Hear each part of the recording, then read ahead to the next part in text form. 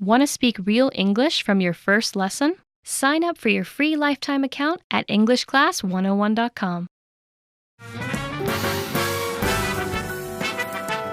Welcome to EnglishClass101.com's English in 3 minutes, the fastest, easiest, and most fun way to learn English. Hi, how's it going? I'm Alicia. Nice to meet you. In this series, we're going to learn some easy ways to ask and answer common questions in English. It's really useful, and it only takes 3 minutes. In this lesson, you're going to learn new, more common ways to ask and answer the question, "How are you?" in English. You've probably learned, "How are you?" and "I'm fine" in textbooks before, but in the United States, people will usually ask this question and answer it in a different way. First, let's review. If someone says, "How are you?" you can say, "I'm fine." I'm fine. Here are some other ways to answer. Pretty good. This means about the same thing as "I'm fine." Pretty good. We also have not bad. You can use this if you are feeling just okay or so-so. Not bad. Let's look at our question again. How are you? This is the most well-known way of asking how someone is. You could use it when you want to be polite. But now, let's look at some different ways to ask how someone is. These ways are more casual and much more common. First, hey, how's it going? Hey, how's it going? You can answer this in many ways. If you're feeling good, you can say, good. Good. Pretty good. Pretty good. Not bad. Not bad. Once more, good. Pretty good. Not bad. Here's a tip. Even though these answers mean the same thing as "I'm fine," you can't answer "How's it going?" with "I'm fine." It will sound a bit strange. If you're not feeling good, you can say "Not so good." Not so good. Not great. Not great. Or not so well. Not so well. Be careful. If you say one of these, the other person will usually ask, "Why? What's wrong?" to be polite. Then you will have to explain. Another casual but very common version of "How are you?" is "What's up?" What's up? To reply, use a cheerful voice as you say, "Not much," "Not much," or "Nothing much," "Nothing much." This means you're free and able to chat. Since "What's up?" is just another way of saying hello, you can also reply with "Hey" or "Hi." Now it's time for Alicia's advice. A lot of the time, when we ask questions that mean "How are you?" in English, we're not actually asking about the other person's health. We're only asking to be polite. You should think of these questions as another way of saying hello, a way for the conversation to get started, instead of actual, literal questions. In fact, when someone asks you, "What's up?" you don't even have to answer. Just say, "What's up?" in reply. Welcome to EnglishClass101.com's English in 3 minutes, the fastest, easiest, and most fun way to learn English. Hey everyone, I'm Alicia. In this series, we're going to learn some easy ways to ask and answer common questions in English. It's really useful, and it only takes 3 minutes. In this lesson, you're going to learn how to ask what someone's job is in natural English. Of course, you can just say, "What is your job?" This is correct English, but it sounds too direct and awkward. Native English speakers almost never say this in a social situation. Instead, they use a different question.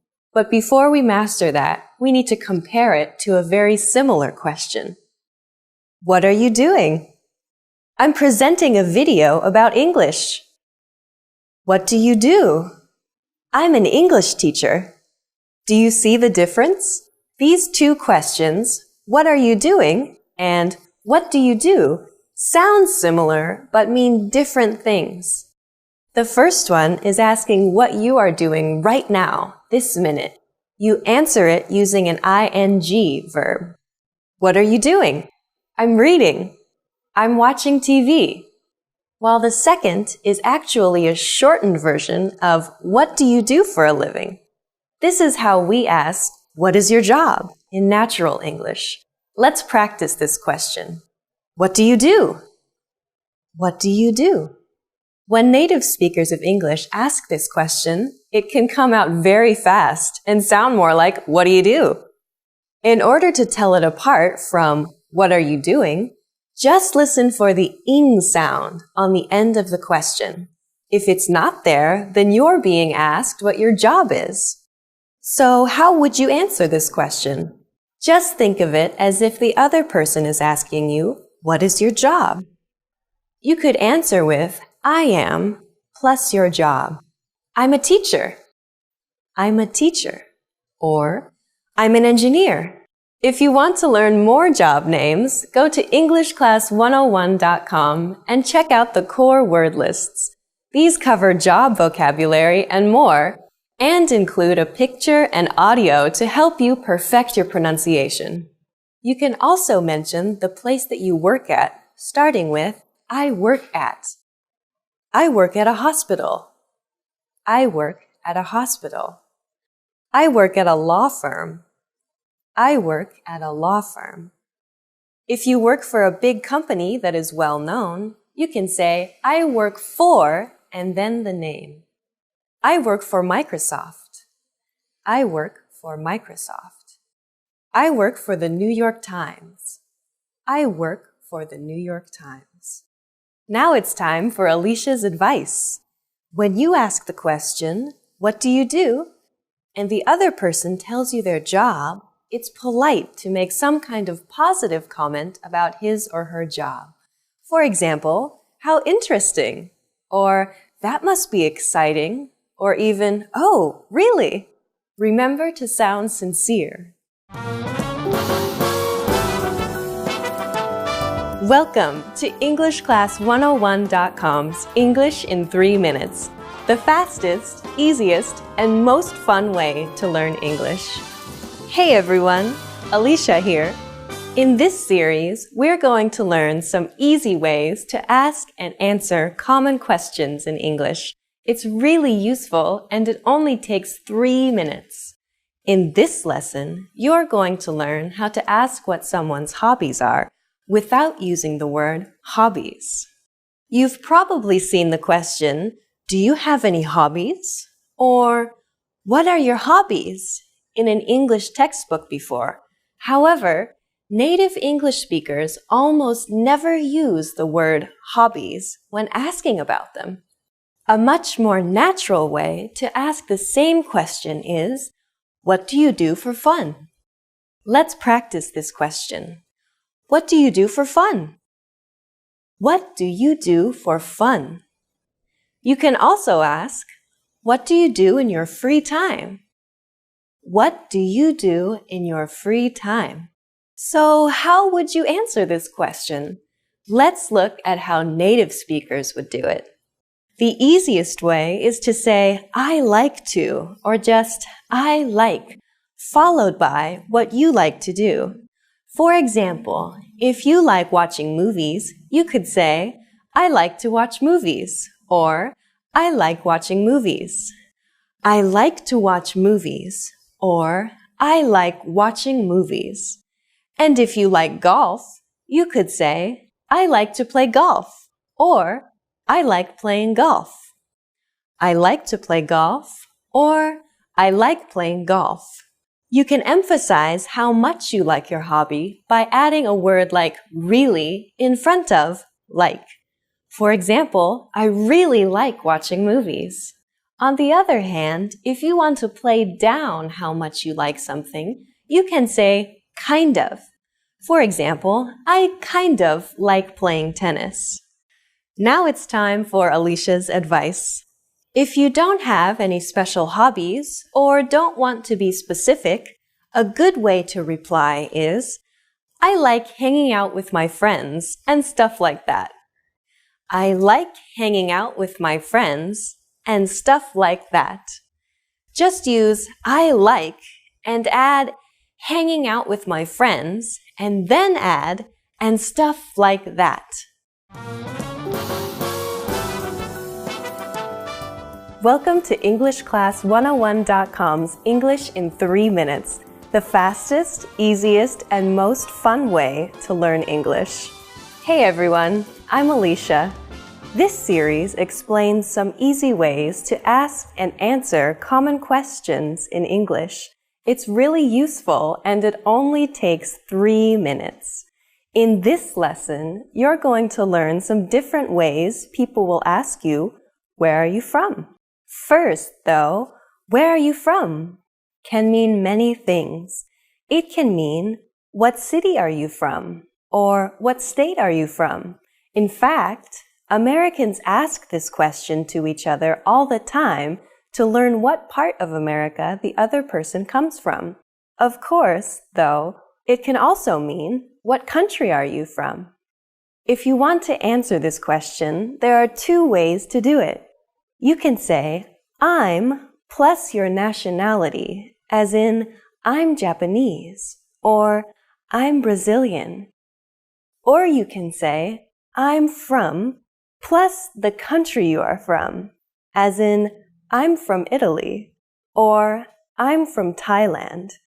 If you're from a really famous city or place, you can say that too. For example, I'm from Beijing, or I'm from New Delhi. Many times, though, Americans won't ask, what country are you from? Or even, where are you from? In many casual situations, they will say it in a simpler way. Where are you from? This is just like, where are you from? But they take out the are. Where are you from? You can use this too in casual situations. Of course, in the United States, as in other parts of the world, people may be a little more indirect because they want to be polite. To do this, they might ask you if you are from the place where they meet you. For example, if you meet someone in New York, they might ask, are you from New York? Or if you are in San Diego, they might ask, are you from San Diego? Many parts of the United States are very multicultural, so asking the question this way avoids what could be an embarrassing mistake. You can answer this the same way you answer, where are you from? Just add a simple no in front. For example, you can say no plus I'm plus nationality. No, I'm French. Or no plus I'm from plus country. No, I'm from Russia. Now it's time for Alicia's advice. Since the United States is very large, people you meet may take great pride in the place or region they come from. If you ask someone about where they're from, they may respond by saying something like West Coast, or the East Coast, or California, or the South, or the Midwest. If they answer in this way, it usually means they are interested in talking more about their region and how it differs from others. Welcome to EnglishClass101.com's English in 3 minutes, the fastest, easiest, and most fun way to learn English. Hey everyone, I'm Alicia. This series will teach you some easy ways to ask and answer common questions in English. It's really useful and it only takes 3 minutes.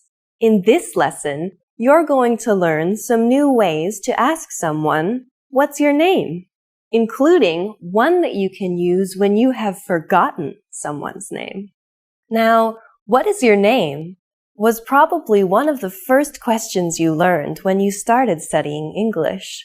I have to tell you, though, that most native speakers of English would never say this. In English, just like in other languages, it is often more polite to be a little indirect. Of course, the easiest way to avoid asking the question directly is to not ask at all. Just introduce yourself, and most people will respond by doing the same. When introducing yourself, simple is nearly always best. Just say, "Hi, I'm Alicia." To show that you want to know the other person's name, just add, "And you?" at the end. "Hi, I'm Alicia. And you?" "Hi, I'm Alicia. And you?" Just like before, take out my name, Alicia, and put your name in its place. After you say this, the other person will tell you his or her name. Okay, now let's talk about an embarrassing situation that happens to everybody. You have already met this person once before, but you have forgotten their name. The most polite thing to do in this situation is to apologize and ask again. There's a simple way to do this that's also polite. "I'm sorry. What was your name again?" "I'm sorry. What was your name again?" This sentence is very similar to "What's your name?" but it has three important differences. First, we say, "I'm sorry." A small apology can go a long way. After that, we say, "What was your name?" This is just like, "What is your name?" But instead of is, we use the past tense was. This is really important as it tells the other person that you remember meeting them. You haven't forgotten him or her. You have just forgotten the name. This little word makes all the difference. "I'm sorry. What was your name?" Finally, we add again to the end. This is another hint that tells the other person that you remember learning his or her name before, but you just can't recall it right now. "I'm sorry. What was your name again?" This phrase is appropriate for both formal and informal situations. Now it's time for Alicia's advice. In the United States, it's normal to address people by name in conversation more than once. In both formal and informal situations, it's a way to show respect or interest in the other person and can help you make friends. It is also a great way to practice someone's name so you don't forget it. If you are talking to someone named Anne, for example, instead of just, "What do you do for fun?" you could say, "Anne, what do you do for fun?" You can also put the name at the end of the sentence. "What do you do for fun, Anne?" You don't want to say the person's name too often or it will sound a little strange. But if you practice someone's name like this, you won't forget it. And people love to hear their own name. Welcome to EnglishClass101.com's English in 3 minutes, the fastest, easiest, and most fun way to learn English. Hey everyone, I'm Alicia. In this series, we're going to learn some easy ways to ask and answer common questions in English. It's really useful and it only takes 3 minutes. In this lesson, you're going to learn some ways to get in touch with someone after you have met them once already. In a lot of textbooks, you've probably seen the question, "What's your phone number?" What's your phone number? It's a very useful question, but there are 2 problems with it. First, it can sound a little too direct, especially when talking to members of the opposite sex. And second, people use the phone a lot less these days than they used to. Instead, they might prefer to connect by email or on a social network like Facebook. To start, though, a simple variation on "What's your phone number?" that sounds a little less direct is, "Could I get your number?" Could I get your number? We start the sentence with could which softens the request. Next, say I, then get, and finally, your number, which is short for your phone number. This question is slightly casual, but it can be used in almost any situation. Recently, many people prefer to use email rather than the phone to communicate. Asking someone for his or her email address is also a little less direct than asking for their phone number. Could I get your email address? Could I get your email address? We just took could I get your number and replaced number with email address. It's that simple. Could I get your email address? If someone asks you either of these questions, you can reply by saying, sure, my phone number is, sure, my phone number is, or sure, my email address is, sure, my email address is, or sure, it's, and then say your phone number or email address at the end. By the way, if you're having any trouble with numbers, check out EnglishClass101.com's core word lists for these and other key vocabulary words. Each word comes with a picture, audio samples so you can perfect your pronunciation, and sample sentences and phrases so you can master its use in a sentence. Recently, many people use social networks like Facebook or LinkedIn or an online chatting service like Skype to communicate. People might ask you about these, especially if they are younger. If someone wants to connect with you through one of these services, they may simply ask, "Are you on?" followed by the name of the service. Are you on Facebook? Are you on Facebook? Are you on LinkedIn? Are you on LinkedIn? Are you on Skype? Are you on Skype? To answer, you can simply say, "Yes, I am," or "No, I'm not." If you respond with, "Yes, I am," the other person may ask how they can connect with you on one of these services. Of course, if you're not on one of these services, they won't be able to contact you. If you still would like to stay in touch with the person, though, you can say, "No, but my email address is," or "No, but my phone number is," and then say your email address or phone number. By telling the other person a different way they can contact you, you'll show them that you want to hear from them. Now it's time for Alicia's advice. If you ask someone for their phone number, their email address, or some other form of contact information, they will usually give it to you if you have gotten to know them a little beforehand. If you ask too early in the conversation, though, they may be hesitant about sharing that information. The key is to make sure you talk for some time before requesting this kind of personal information. Welcome to EnglishClass101.com's English in 3 minutes, the fastest, easiest, and most fun way to learn English. Hey everyone, I'm Alicia. In this series, we're going to learn some easy ways to ask and answer common questions in English. It's really useful, and it only takes 3 minutes. In this lesson, you're going to learn how to ask and say where you live.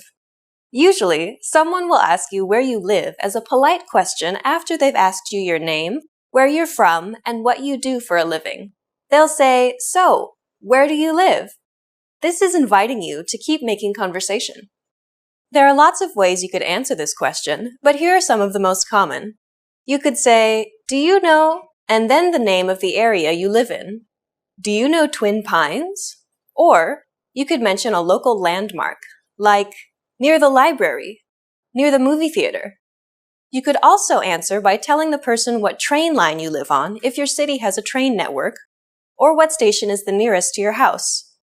On the Green Line, near Central Station. So as you can see, there are lots of possible ways to answer the question, "Where do you live?" Once you've told them, the other person might respond in one of the following ways. "Oh yeah, I know it. I live near there." Or maybe, "I'm afraid I don't know it."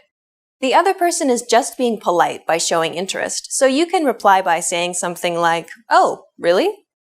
Since the other person is asking you this question to be polite, a good way to continue the conversation is to ask them the same question in return. You can just say, "How about you?" Or, "Where do you live?" Put some stress on the you. Where do you live? Now it's time for Alicia's advice. Asking where someone lives is a way to try to find something you have in common with the person you're talking to. So if you're familiar with the area the other person lives in, make some comments about it. "That's a really nice area." Or, "The park there is really pretty." Anything is fine, as long as you don't say anything negative that could be taken as offensive, like, "That area has a high crime rate." Or, "I hear that area is really dangerous." Welcome to EnglishClass101.com's English in 3 minutes, the fastest, easiest, and most fun way to learn English. Hey everyone, I'm Alicia. In this series, we're going to learn some easy ways to ask and answer common questions in English. It's really useful and it only takes 3 minutes. In this lesson, you're going to learn how to ask someone where they went to school or college. Asking someone where they went to college is a good small talk question and conversation starter. However, you have to be careful not to offend people if they didn't go to college. We'll tell you how to do this. The question is simple. If the other person is over 22, it's likely they will have left college already, so you ask using the past tense. Where did you go to college? You could also say, where did you go to school? In American English, depending on context, school often means the same as college.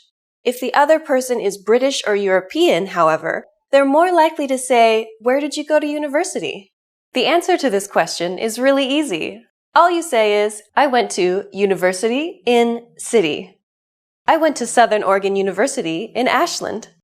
If the name of the city or town is part of the university's name, like Tokyo University or Oxford University, you can add the name of the country instead. I went to Tokyo University in Japan. Once you've heard the other person's answer, it's polite to make some kind of comment. For example, wow, that's a really famous university. Or just, oh, really? Sometimes, when you ask, where did you go to college? The other person might reply, I didn't go to college. In this situation, you should be careful how you reply so as not to appear rude. It's polite to not act surprised, but instead make a positive comment like, oh, really? Or ask a question like, did you go straight into a job? Now it's time for Alicia's advice.